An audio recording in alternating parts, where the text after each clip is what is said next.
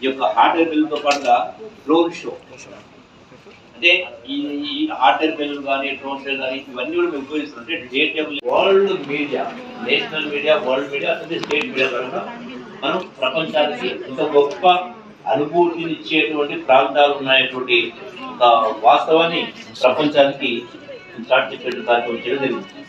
అట్లాగే ఈ మధ్య జరిగినటువంటి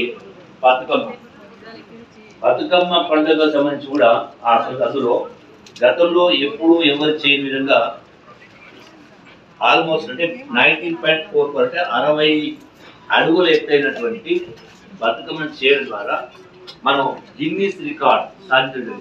అంటే దాని ద్వారా కూడా దేశానికి ప్రపంచానికి అంటే అసలు పూల పండుగ ఉందా, మనం పూలతోటి దేవుని పూజిస్తాం కానీ పూలనే పూజించే పండుగ ఇది గొప్పగా ఉందా తెలంగాణలో అనేటువంటి వాస్తవాన్ని దాని ద్వారా సరికొంత ఖర్చు అయ్యి దాని ద్వారా దేశానికి ప్రపంచానికి కూడా ఈ ద్వారా కూడా గిన్నీస్ బుక్ రికార్డు సాధించడం జరిగింది.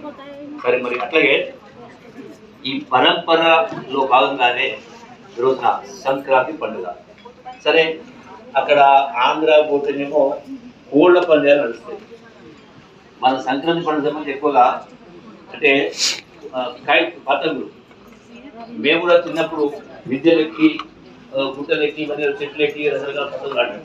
ఈ పతంగుల పండుగ కూడా ఎప్పుడైతే సాంకేతిక పరిజ్ఞానం పెరిగే కొద్దీ, టెక్నాలజీ పెరిగే కొద్దీ, సోషల్ మీడియా, డిజిటల్ అన్నిటి కూడా మనం టీవీలో కట్టుకుపోతా ఉన్నాం. బేసిక్గా మన సంస్కృతి వాటిని మళ్ళీ వెలికి చేస్తూ మళ్ళీ పునఃప్రారంభించే విధంగా ఈ జరిగే ఉత్సవంలో ఈ యొక్క పద్ధతులు తెచ్చేవాళ్ళు వివిధ దేశాలకి, అంటే ఇండోనేషియా కావచ్చు, ఆస్ట్రేలియా కావచ్చు, స్పెయిన్ కావచ్చు, రష్యా కావచ్చు, అల్జీరియా, సింగపూర్, చాలా దేశాల నుంచి నిష్ణాతులు అంటే కొత్తగా వాళ్ళు అంటే ముచ్చడం కోల్పోయేవాళ్ళు అత్యంత ఎత్తుకు ఎగిరేవిగా అత్యంత బరువైన కానీ వాళ్ళు అత్యంత ఎత్తుకు ఎగురుతారు.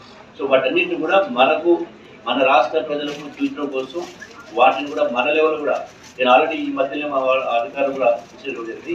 ఇవి ఎక్కడైతే విదేశాల నుంచి ఇక్కడికి వస్తూ ఉంటారు కదా, ఇంత గొప్ప సాంకేతిక పరిజ్ఞానం వాటికి మన దగ్గరనే తయారు చేసి ఏర్పాటు చేయాలి. ఇక్కడ దానివల్ల కొంత ఉపాధి ఉద్యోగాలు దొరుకుతాయి కాబట్టి